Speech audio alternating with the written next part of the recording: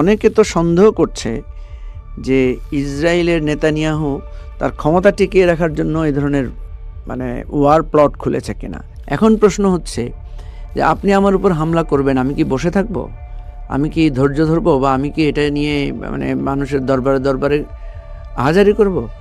কারণ এটা বিশ্ব স্বীকৃত পন্থা যে আপনাকে যদি কেউ অন্যায়ভাবে আঘাত করে আপনিও সেটার পাল্টার প্রতিশোধ নিতে পারেন। ইসরায়েল যে অন্যায়টা গাজায় করেছে, এবং এটা অন্যায় না, এটা অপরাধের চূড়ান্ত সীমা।